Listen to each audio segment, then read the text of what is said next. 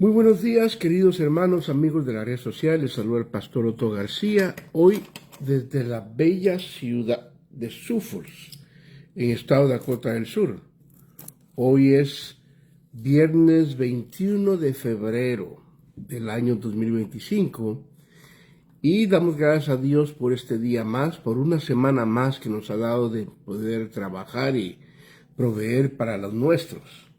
También damos una bienvenida, como siempre de costumbre, a los que nos escuchan a través de las ondas radiales en el norte de Nicaragua, allá en Pueblo Nuevo Estelí, a través de Radio Manantial de Vida, 89.3 FM en Pueblo Nuevo Estelí, Nicaragua. Enviamos un saludo a toda la audiencia que nos escucha. Puede ser que esté en su casa, en su automóvil, puede ser que esté en el trabajo, en hospital, en la calle, en cualquier lugar que esté. Reciba un saludo desde Estados Unidos, en Dakota del Sur.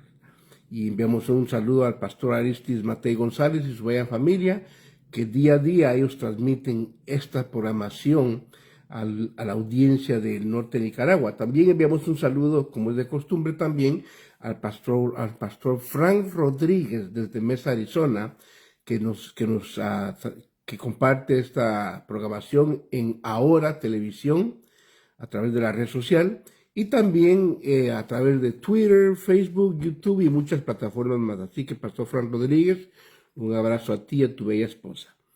Gracias a Dios por que están entrando ya entró Roxy, ya entró María López, Flor Rodríguez, bienvenidos al programa. Es un gusto tenerlos a ustedes mañana tras mañana. Enviamos un saludo a los que nos escuchan aquí local en la ciudad de Sioux Falls.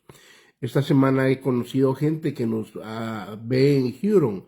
Un saludo a la pareja que conocí ayer en el mercado Aldi, desde la ciudad de Huron nos ven. Un saludo al hermano y su esposa. También los que nos ven en Sioux City, Rapid City, Del Rapids, en todas las áreas y Sioux Falls, mucha gente que nos está siguiendo, gracias a Dios por ese privilegio, ese honor de poder llegar hasta usted.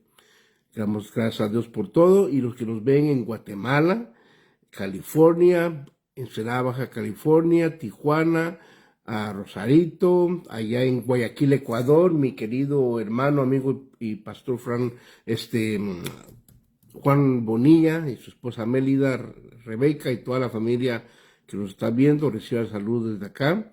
Y usted que nos hace el honor con dejarnos entrar a su página local, muchas gracias, que Dios le bendiga grandemente. Bueno, quiero que vayamos a la carta a los Romanos, capítulo 10, y vamos a leer desde el verso 13 al 15, de uno de los capítulos muy importantes de la Biblia, y esta carta porque nos enseña o nos muestra cómo ser salvos. Amén. Oiga lo que dice la Biblia.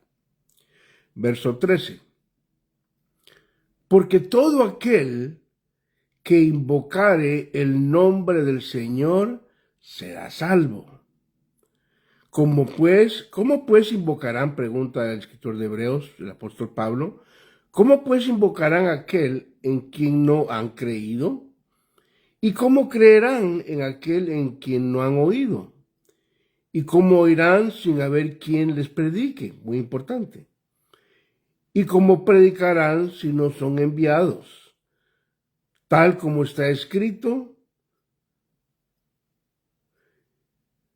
cuán hermosos son los pies de los que anuncian el evangelio del bien. Dios bendiga su palabra en esta mañana. El apóstol Pablo, conocido como el Saulo de Tarso, antes de conocer a Cristo, era un asesino. Él asesinaba, mataba y daba la orden, o daba nadie la orden para que por autoridad de él fueran ejecutados los cristianos, tal como lo hizo con Esteban, el primer mártir de la iglesia en el libro de Hechos. Y él no solamente tenía un celo religioso, sino que él quería acabar con el último creyente de la secta. En ese tiempo le llamaban del camino. Y querían destruir lo que era la fe cristiana a través de la persecución, la matanza, la cárcel, querían que la gente dejara la fe, pero notaban que mientras más perseguían, más atacaban, más se multiplicaba. ¿Por qué pasó eso? Porque la iglesia, cuando es perseguida, la iglesia florece. ¿Sabe que lo que mató la iglesia, más bien no que la mató, sino que la hizo decaer de su actividad que tenían, de su poder de evangelismo, de testificar, fue cuando en el año 312 el emperador Constantino declaró la fe cristiana como la religión oficial de Roma. Ahí ya no hubo más persecución, ya la gente no sufría el oprobio por ser cristiano, por ser creyente, y la iglesia que sufrió persecución por 300 años empezó a menguar, a bajar la guardia y fue una iglesia acomodada. Los siglos venideros fueron siglos donde la iglesia se había corrompido, los líderes eran líderes corruptos, hablando del clero, hablando de la religión. Fueron personas que se aprovechaban del prójimo y la iglesia llegó a ser una religión vacía donde no había una fe activa en Dios. Había mucha palabra, mucho ritual, pero no había nada de esencia en lo que practicaban ellos. No había respaldo divino, no había ese poder del evangelio. Viene el tiempo de la Reforma, donde se levantan varios protestantes que no estaban de acuerdo con el movimiento actual y empezaron a surgir otros movimientos, otras denominaciones, donde surgen las demás denominaciones que conocemos hoy, la iglesia bautista, metodista, la iglesia presbiteriana. Empezaron a salir en esa época estas iglesias, bueno, en fin.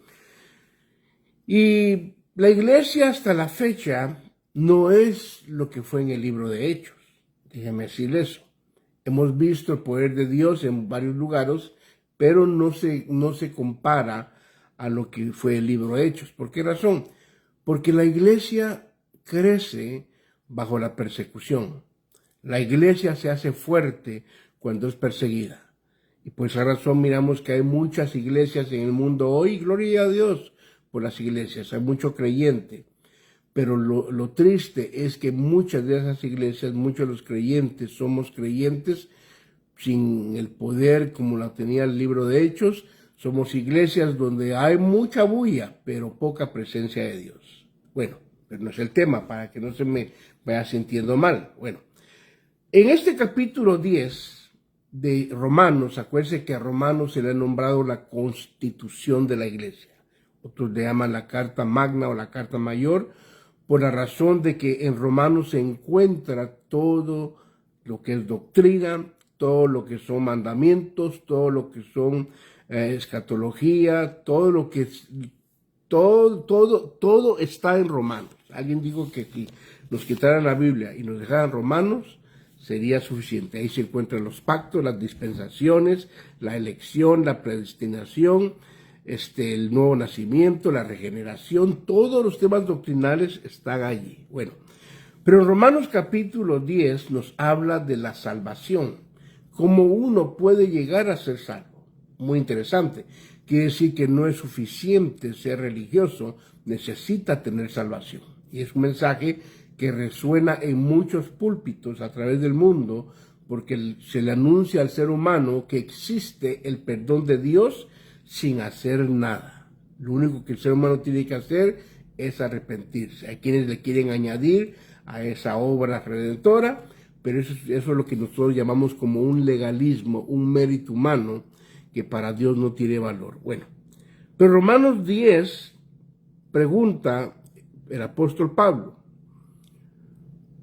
dice, porque todo aquel que invoque el nombre del Señor será salvo. ¿Qué está hablando el apóstol Pablo? Si usted lee unos versículos más, desde el verso 8 hasta el verso 10, Pablo nos dice que cuando uno cree en el corazón que Jesús es el Señor, que murió por nuestros pecados, que resucitó al tercer día, y uno reconoce su condición pecaminosa y lo confiesa con la boca, uno recibe salvación.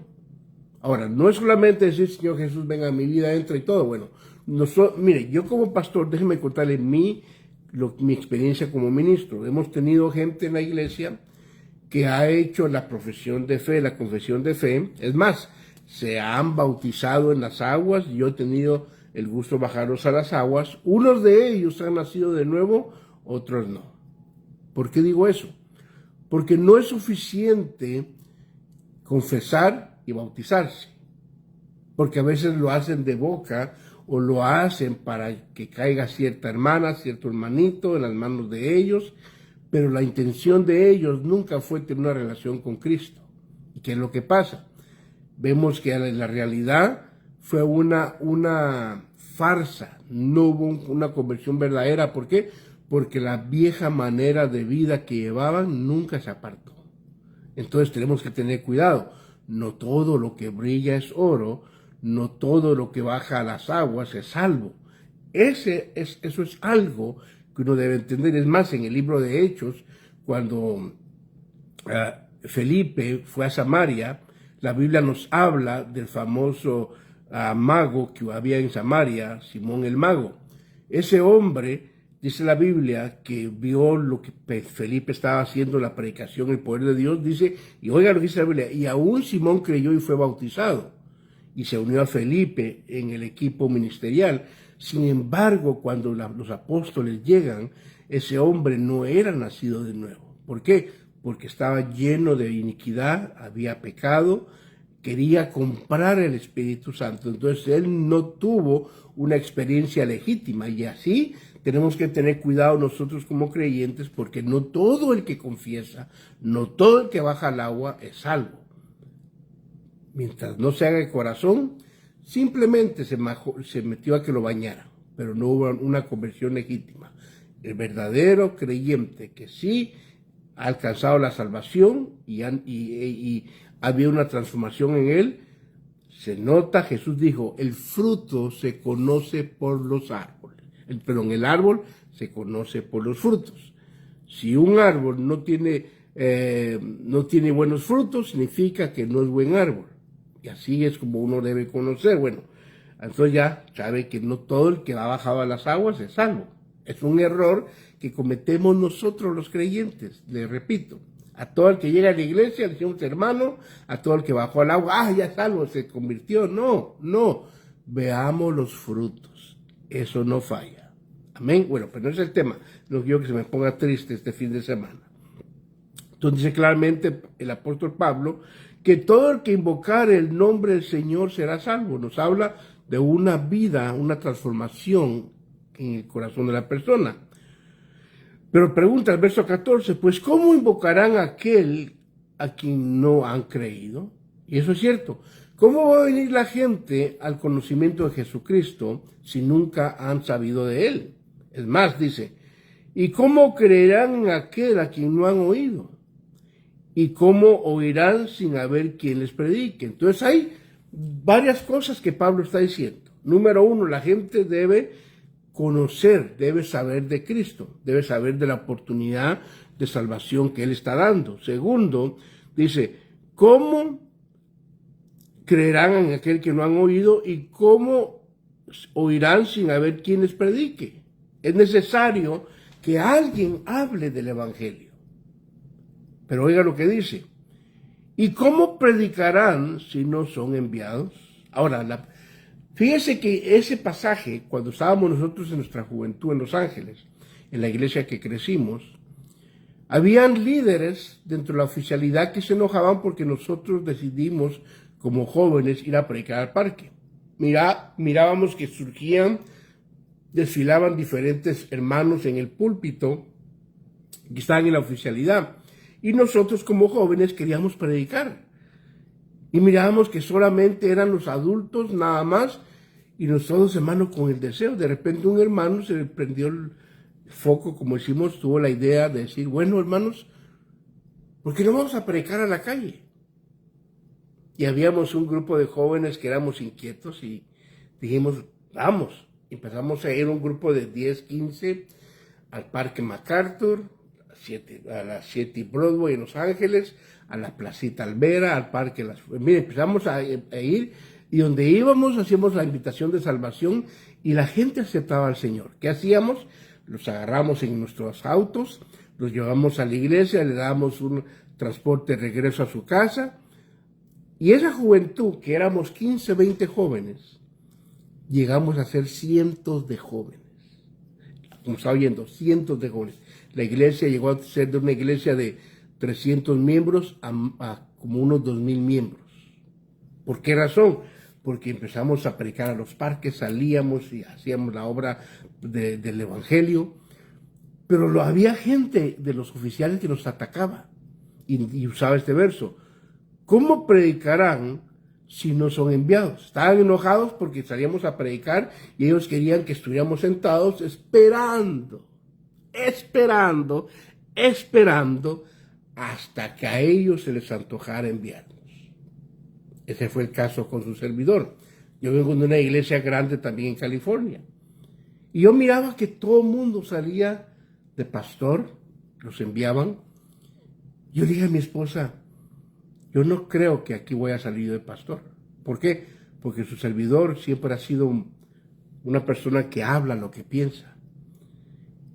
Yo no me miraba, no me visualizaba saliendo de pastor de esa iglesia. Predicaba de vez en cuando como obrero, me invitaban a los campos, era traductor, pero yo no miraba que hubiera un futuro ministerial para mí ahí. ¿Ven? Oramos al Señor y sentíme, bueno, Padre, mejor voy para afuera. Y le dije, pastor, lo estimo mucho, pero yo la verdad no veo que haga nada aquí. Mejor voy afuera a ayudar a iglesias que no tienen maestro, porque desde joven me movía en la enseñanza. Le digo, yo siento de Dios ir a ayudar a iglesias pequeñas donde no hay enseñanza. Y así fue. Empezamos a trabajar en diferentes ministerios, concilios, a ayudar, hasta que llegamos en todo ese proceso, años atrás, a una iglesia americana que se llama Calvary Chapel, Capilla Calvario, se conoce en español. Y ahí empezamos a ser miembros, empezamos a activar ujieres y todo, hasta que empezamos a predicar con los varones. El pastor nos empezó a confiar el púlpito, de ahí nos mandaron a la escuela de ministerios, al instituto que tienen ellos. Tuvimos que ir los dos. En el ministerio de Calvary Chapel no solamente el hombre aprende, también la mujer. Y si usted va sin su esposa, no le enseñan nada, tienen que ir los dos juntos. Me gustó el sistema de ellos. Y así fue como surgimos en el pastorado con mi esposa. Pero, ¿por qué razón? Porque yo vi que nadie me iba a enviar y dije, bueno, me voy. Y gracias a Dios, aquí estamos. Y dice, ¿y cómo predicarán si no son enviados? Pero oiga, coloqué la siguiente frase, tal como está escrito, cuán hermosos son los pies de los que anuncian el evangelio del bien. Qué interesante. El apóstol Pablo cita esa frase en el verso 13, que eso lo encontramos en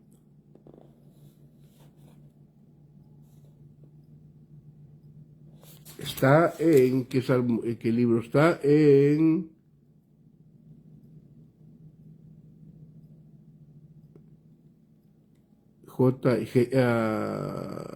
creo que es Jeremías 2:32, creo yo, ahí tengo una cita donde está hablando de eso. Es interesante, donde dice claramente, qué hermosos son los pies de los que anuncian el evangelio. Fíjese que Dios ve hermosos los pies de los predicadores. Ahora, uno como hombre, cuando uno ve una dama que llama la atención, con la cual uno se casó, uno le ve el rostro, la sonrisa, ve atributos físicos. Esa es la naturaleza humana. Pero nunca dice uno, ay, qué bonitos los pies. Tiene un callo, 2, 3 callos, pero qué bonitos están los pies de ella. Tiene los pies bien rajados. Ay, qué chulada de pies. Uno no se fija en eso. Sin embargo, lo que Dios hermosea del predicador son los pies. Ahora, ¿por qué?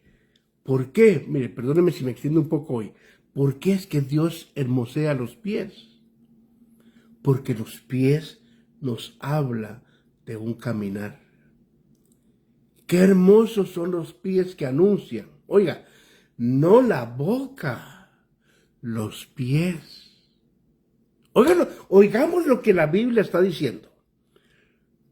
Dice, tal como está escrito, cuán hermosos son los pies de los que anuncian el evangelio del bien. ¿Por qué los pies?